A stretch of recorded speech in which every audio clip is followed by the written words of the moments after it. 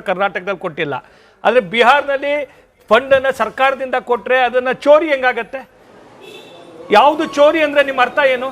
ತಾವು ಭಾಳ ವರ್ಷಗಳ ಸಾರ್ವಜನಿಕ ಬದುಕು ಮಾಡಿದ್ದೀರಿ, ತಮ್ಮ ಪದಕ್ಕೆ ತಾವು ಸಬ್ಸ್ಟ್ಯಾನ್ಶಿಯೇಟ್ ಮಾಡೋ ರೀತಿ ಹೇಳಬೇಕು. ಯಾವುದು ಚೋರಿ, ಯಾವುದು ಅದರಲ್ಲಿ? ಕೇಳಿ ಇವ್ರೆ, ಒಂದು ನಿಮಿಷ.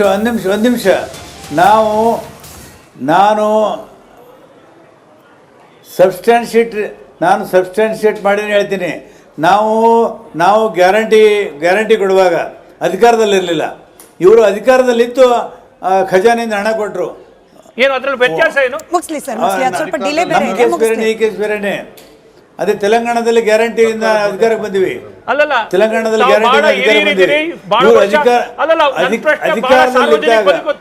ಅಧಿಕಾರದಲ್ಲಿದ್ದಾಗ ಅಧಿಕಾರವನ್ನು ಚಲಾವಣೆ ಮಾಡಿ ಖಜಾನೆಯಿಂದ ನಮ್ಮ ವೀಕ್ಷಕರಿಗೆ ವಿಚಾರಗಳು ಕರೆಕ್ಟ್ ಆಗ್ತದೆ. ಎಲ್ಲರೂ ಮುಗಿಸ್ಬಿಡ್ಲಿ, ಆಮೇಲೆ ನೀವು ಮಾತಾಡಿರಂತೆ. ಮುಂದುವರಿಸಿ ಬಿ ಆರ್ ಪಾಟೀಲ್, ಮುಂದುವರಿಸಿ.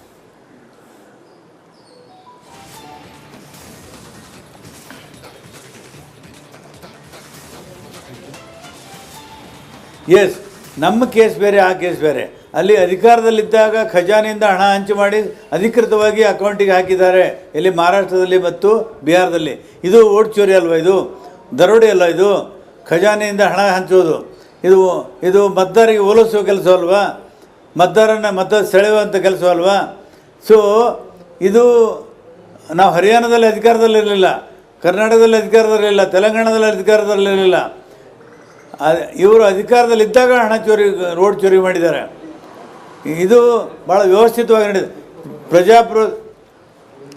ಈಗ 400 ಪಾರ್ ಅಗಲಿ ಬಾರ್ 400 ಪಾರ್ ಅಂತ ಹೇಳುವಂಥ ಪ್ರಧಾನಮಂತ್ರಿಗಳು ಗೆಲ್ಲಿಗೆ ಬಂತವ್ರ ಸಂಖ್ಯೆ 250. ಇವತ್ತು ಇದಕ್ಕೆ ಹೆದರಿಬಿಟ್ಟು ಇನ್ನು ಮುಂದೆ ಅಧಿಕಾರ ಕಳ್ಕೊತೀವಿ, ಜನ ನಮ್ಮ ಕೈ ಬಿಡ್ತಾ ಇದ್ದಾರೆ ಅಂತ ಹೆದರಿ ಇವತ್ತು ಈ ಪ್ರಕರಣ ಓಟ್ ಚೋರಿಯನ್ನು ಮಾಡ್ತಾ ಇದ್ದಾರೆ. ಸರಿ, ಬಿ ಆರ್ ಪಾಟೀಲ್ 95 ಆಯ್ತು, 95 ಸೋಲುಗಳು. ಬಿ ಆರ್ ಪಾಟೀಲ್ಗೆ ನನ್ನ ಪ್ರಶ್ನೆ, ಆಯ್ತು, ನಿಮ್ಮ ಸಮರ್ಥನೆ ನೀವು ಕೊಟ್ರಿ. ಅಲ್ಲ, ಜನರಿಗೆ ಬಿಡೋಣ, ಅಲ್ಲ ಜನರು ಡಿಸೈಡ್ ಮಾಡ್ಲಿ ಯಾವ್ದು ಸರಿ ಆ ತಪ್ಪು. ಬಿ ಆರ್ ಪಾಟೀಲ್ ಕೊನೆ ಪ್ರಶ್ನೆ. ರೈಟ್, ಬಹುಶಃ right, B R Patil ಇಷ್ಟೊತ್ತಿದ್ರು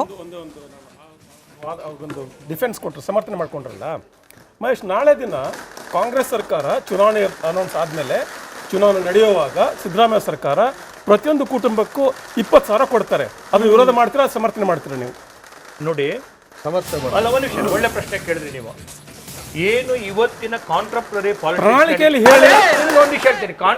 politics ಏನು ನಡೀತಾ ಇದೆ, ಪ್ರಸ್ತುತ ನಡೀತಾ ಇರ್ತಕ್ಕಂಥದ್ದು, ಇದು ಯಾವುದೂ ಕೂಡ ದೇಶದ ಅಭಿವೃದ್ಧಿಗೆ ಪೂರಕವಾಗಿರ್ಬೇಕು ಬಿಟ್ಟು ಯಾವುದೋ ಹೋಟೆಲ್ ಸಲುವಾಗಿ ನಾನು ಚರ್ಚೆ ಮಾಡ್ತಾ ಒಳ್ಳೆ ಪ್ರಶ್ನೆ ಕೇಳಿದ್ರೆ ಈಗ ನೋಡಿ, ನಾವು 10,000 ರೂಪಾಯಿ ಕೊಟ್ಟಿದ್ದೀವಿ ಮಹಿಳೆಯರಿಗೆ. ಯಾರಿಗೆ ಕೊಟ್ಟಿರ್ತಕ್ಕಂಥದ್ದು? ಎಲ್ಲ ಮಹಿಳೆಯರ ಸ್ವಸಹಾಯ ಸಂಘಗಳಿಗೆ. ತಾವು 10,000 ತೆಗೆದುಕೊಂಡು ತಾವು ಏನಂತ ಆಗ್ಬೇಕು, ತಾವು ಅದರಿಂದ ಬೆಳವಣಿಗೆ ಆಗ್ಬೇಕು. ಅವಶ್ಯಕತೆ 2 ಲಕ್ಷ ರೂಪಾಯಿ ಸಾಲ ಕೊಡ್ತೀವಿ ಅಂತ ಹೇಳಿ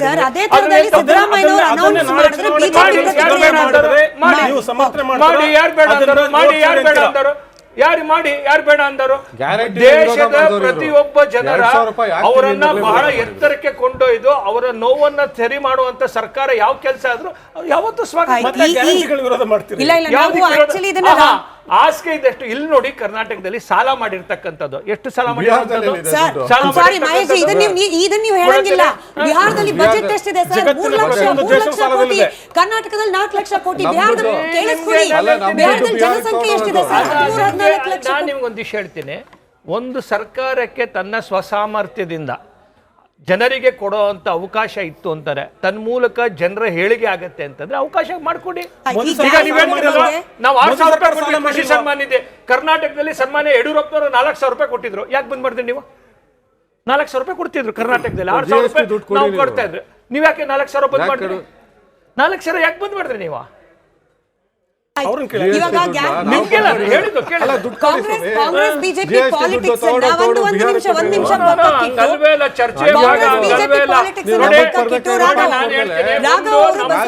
ನಮ್ಮ ದೇಶದ ಇವತ್ತಿನ ಆರ್ಥಿಕವಾಗಿ ನಾವು ಎಷ್ಟು ಬದಲಾವಣೆ ಆಗಿದ್ದೀವಿ ಅಂತ. ಕಳೆದ 12 ವರ್ಷಗಳಲ್ಲಿ ದೇಶ ಇವತ್ತು ಬಡತನದ 24 ಕೋಟಿ ಜನ ಬಡತನದಿಂದ ಹೊರಗಡೆ ಬಂದಿದ್ದಾರೆ ಅಂತ ಹೇಳಿ.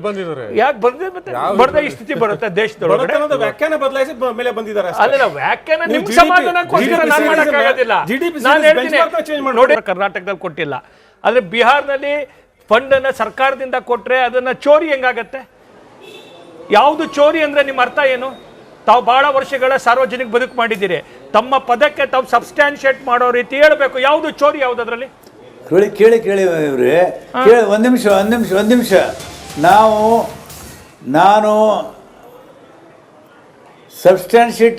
ನಾನು ಸಬ್ಸ್ಟ್ಯಾನ್ಶಿಯೇಟ್ ಮಾಡಿ ಹೇಳ್ತೀನಿ. ನಾವು ಗ್ಯಾರಂಟಿ ಕೊಡುವಾಗ ಅಧಿಕಾರದಲ್ಲಿರಲಿಲ್ಲ, ಇವರು ಅಧಿಕಾರದಲ್ಲಿತ್ತು, ಖಜಾನೆಯಿಂದ ಹಣ ಕೊಟ್ಟರು.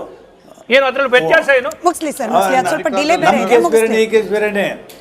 ಅದೇ ತೆಲಂಗಾಣದಲ್ಲಿ ಗ್ಯಾರಂಟಿಯಿಂದ ಅಧಿಕಾರಕ್ಕೆ ಬಂದಿವಿ. ಅಲ್ಲಲ್ಲ, ತೆಲಂಗಾಣದಲ್ಲಿ ತಾವು ಗ್ಯಾರಂಟಿ ಬಹಳ ಹಿರಿಯರಿದ್ದೀರಿ, ಬಹಳ ವರ್ಷ- ಅಲ್ಲಲ್ಲ, ನನ್ನ ಪ್ರಶ್ನೆ ಬಹಳ ಸಾರ್ವಜನಿಕ ಬದುಕು, ತಾವು 40 ವರ್ಷಗಳು ಮಾಡಿದ್ದೀರಿ. ಅಧಿಕಾರವನ್ನು ತಾವು ಚಲಾವಣೆ 40 ಮಾಡಿ ಒಂದು ವಿಷಯ ಖಜಾನೆಯಿಂದ ಮಹೇಶ್ಜಿ, ನಮ್ಮ ವೀಕ್ಷಕರಿಗೆ ವಿಚಾರಗಳು ಕರೆಕ್ಟ್ ಮತದಾರರಿಗೆ ಎಲ್ಲರೂ ಮುಗಿಸ್ಬಿಡ್ಲಿ, ಆಮೇಲೆ ನೀವು ಮಾತಾಡಿರಂತೆ. ಮುಂದುವರಿಸಿ ಬಿ ಆರ್ ಪಾಟೀಲ್, ಮುಂದುವರಿಸಿ.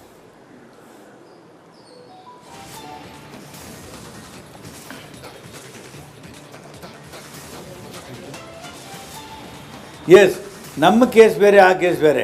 ಅಲ್ಲಿ ಅಧಿಕಾರದಲ್ಲಿದ್ದಾಗ ಖಜಾನೆಯಿಂದ ಹಣ ಹಂಚು ಮಾಡಿ ಅಧಿಕೃತವಾಗಿ ಅಕೌಂಟಿಗೆ ಹಾಕಿದ್ದಾರೆ, ಇಲ್ಲಿ ಮಹಾರಾಷ್ಟ್ರದಲ್ಲಿ ಮತ್ತು ಬಿಹಾರದಲ್ಲಿ. ಇದು ಓಟ್ ಚೋರಿ ಅಲ್ವಾ? ಇದು ದರೋಡೆ ಅಲ್ಲ? ಇದು ಖಜಾನೆಯಿಂದ ಹಣ ಹಂಚೋದು, ಇದು ಮತದಾರರಿಗೆ ಓಲೈಸುವ ಕೆಲಸ ಅಲ್ವಾ? ಮತ ಸೆಳೆಯುವಂಥ ಕೆಲಸ ಅಲ್ವಾ?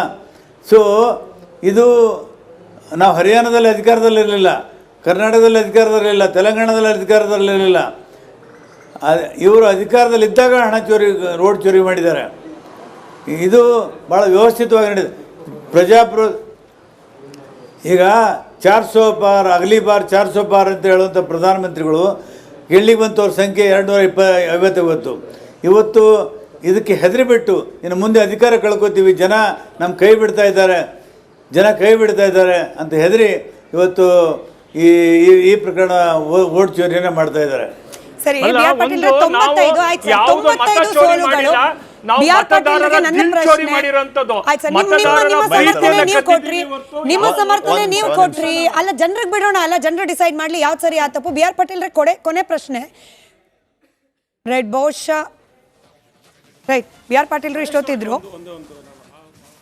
ಒಂದು ಡಿಫೆನ್ಸ್ ಕೊಟ್ಟರು, ಸಮರ್ಥನೆ ಮಾಡ್ಕೊಂಡ್ರಲ್ಲ ಮಹೇಶ್. ನಾಳೆ ದಿನ ಕಾಂಗ್ರೆಸ್ ಸರ್ಕಾರ ಚುನಾವಣೆ ಅನೌನ್ಸ್ ಆದಮೇಲೆ ಚುನಾವಣೆ ನಡೆಯುವಾಗ ಸಿದ್ದರಾಮಯ್ಯ ಸರ್ಕಾರ ಪ್ರತಿಯೊಂದು ಕುಟುಂಬಕ್ಕೂ 20,000 ಕೊಡ್ತಾರೆ. ಅದು ವಿರೋಧ ಮಾಡ್ತೀರಾ, ಸಮರ್ಥನೆ ಮಾಡ್ತೀರಾ ನೀವು? ನೋಡಿ, ಅಲ್ಲ ಒಂದು ನಿಮಿಷ, ಒಳ್ಳೆ ಪ್ರಶ್ನೆ ಕೇಳಿದ್ರಿ ನೀವು. ಏನು ಇವತ್ತಿನ ಕಾಂಟ್ರಪ್ರರಿ ಪ್ರಣಾಳಿಕೆಯಲ್ಲಿ ಹೇಳಿ, ಒಂದು ವಿಷಯ ಹೇಳ್ತೀನಿ. ಕಾಂಟ್ರಪ್ರರಿ ಪಾಲಿಟಿಕ್ಸ್ ಏನು ನಡೀತಾ ಇದೆ, ಪ್ರಸ್ತುತ ನಡೀತಾ ಇರ್ತಕ್ಕಂಥದ್ದು, ಇದು ಯಾವುದೂ ಕೂಡ ದೇಶದ ಅಭಿವೃದ್ಧಿಗೆ ಪೂರಕವಾಗಿರ್ಬೇಕು ಬಿಟ್ಟು ಯಾವುದೋ ಹೋಟೆಲ್ ಸಲುವಾಗಿ ನಾನು ಚರ್ಚೆ ಮಾಡ್ತಾ ಇದ್ದೀನಿ. ಒಳ್ಳೆ ಪ್ರಶ್ನೆ ಕೇಳಿದ್ರೆ ನೀವು ಕೇಳಿದ್ರೆ, ಈಗ ನೋಡಿ, ನಾವು 10,000 ರೂಪಾಯಿ ಕೊಟ್ಟಿದ್ದೀವಿ ಮಹಿಳೆಯರಿಗೆ. ಯಾರಿಗೆ ಕೊಟ್ಟಿರ್ತಕ್ಕಂಥದ್ದು? ಎಲ್ಲ ಮಹಿಳೆಯರ ಸ್ವಸಹಾಯ ಸಂಘಗಳಿಗೆ ತಾವು 10,000 ತೆಗೆದುಕೊಂಡು ತಾವು ಏನಂತ ಆಗ್ಬೇಕು, ತಾವು ಅದರಿಂದ ಬೆಳವಣಿಗೆ ಆಗ್ಬೇಕು. ಅವಶ್ಯಕತೆ 2 ಲಕ್ಷ ರೂಪಾಯಿ ಸಾಲ ಕೊಡ್ತೀವಿ ಅಂತ ಆಯ್ತು ಸರ್, ಹೇಳಿದ್ರೆ ಅದೇ ತರದಲ್ಲಿ ಸಿದ್ದರಾಮಯ್ಯನವರು ಅನೌನ್ಸ್ ಮಾಡಿದ್ರೆ ಬಿಜೆಪಿ ನೀವು ಸಮರ್ಥನೆ ಮಾಡಿ. ಯಾರು ಬೇಡ ಅಂದರು? ಮಾಡಿ. ಯಾರು ಬೇಡ ಅಂದರು? ಯಾರು ಬೇಡ ಅಂದರು? ದೇಶದ ಪ್ರತಿಯೊಬ್ಬ ಜನರ ಅವರನ್ನ ಬಹಳ ಎತ್ತರಕ್ಕೆ ಕೊಂಡೊಯ್ದು ಅವರ ನೋವನ್ನ ಸರಿ ಮಾಡುವಂತ ಸರ್ಕಾರ ಯಾವ ಕೆಲಸ ಆದ್ರೂ ಯಾವತ್ತೂ ಸ್ವಾಗತ. ವಿರೋಧ ಮಾಡ್ತೀರಿ? ಇಲ್ಲ ಇಲ್ಲ, ನಾವು ಆಕ್ಚುಲಿ ಇದನ್ನ ಆಸ್ಕೆ ಇದೆಷ್ಟು. ಇಲ್ಲಿ ನೋಡಿ, ಕರ್ನಾಟಕದಲ್ಲಿ ಸಾಲ ಮಾಡಿರ್ತಕ್ಕಂಥದ್ದು, ಎಷ್ಟು ಸಾಲ ಮಾಡಿರ್ತಕ್ಕಂಥದ್ದು? ಸಾರಿ ಮಹೇಶ್, ಇದನ್ನ ನೀವು ಹೇಳಂಗಿಲ್ಲ. ಬಿಹಾರದಲ್ಲಿ ಬಜೆಟ್ ಎಷ್ಟಿದೆ ಸರ್? 3 ಲಕ್ಷ ಕೋಟಿ. ಕರ್ನಾಟಕದಲ್ಲಿ 4 ಲಕ್ಷ ಕೋಟಿ. ಬಿಹಾರದಲ್ಲಿ ಕೇಳಿಸ್ಕೊಳ್ಳಿ, ಬಿಹಾರದಲ್ಲಿ ಜನಸಂಖ್ಯೆ ಎಷ್ಟಿದೆ ಸರ್? 13-14 ಲಕ್ಷ. ನಾನು ನಿಮ್ಗೊಂದು ವಿಷಯ ಹೇಳ್ತೀನಿ. ಒಂದು ಸರ್ಕಾರಕ್ಕೆ ತನ್ನ ಸ್ವಸಾಮರ್ಥ್ಯದಿಂದ ಜನರಿಗೆ ಕೊಡೋ ಅಂತ ಅವಕಾಶ ಇತ್ತು ಅಂತಾರೆ, ತನ್ನ ಮೂಲಕ ಜನರ ಹೇಳಿಕೆ ಆಗತ್ತೆ ಅಂತಂದ್ರೆ ಅವಕಾಶ ಮಾಡ್ಕೊಡಿ. ಈಗ ನೀವೇನ್ ಮಾಡಿರಲ್ವಾ, ನಾವು 6,000 ರೂಪಾಯಿ ಕೊಡ್ತೀವಿ, ಕೃಷಿ ಸನ್ಮಾನ ಇದೆ. ಕರ್ನಾಟಕದಲ್ಲಿ ಸನ್ಮಾನ್ಯ ಯಡಿಯೂರಪ್ಪನವರು 4,000 ರೂಪಾಯಿ ಕೊಟ್ಟಿದ್ರು. ಯಾಕೆ ಬಂದ್ ಮಾಡಿದ್ರಿ ನೀವು? 4,000 ರೂಪಾಯಿ ಕೊಡ್ತಿದ್ರು ಕರ್ನಾಟಕದಲ್ಲಿ, 6,000 ರೂಪಾಯಿ ನಾವು ಕೊಡ್ತಾ ಇದ್ರು. ನೀವ್ ಯಾಕೆ 4,000 ಬಂದ್ ಮಾಡಿದ್ರಿ? 4,000 ಯಾಕೆ ಬಂದ್ ಮಾಡಿದ್ರಿ ನೀವು? Congress BJP politics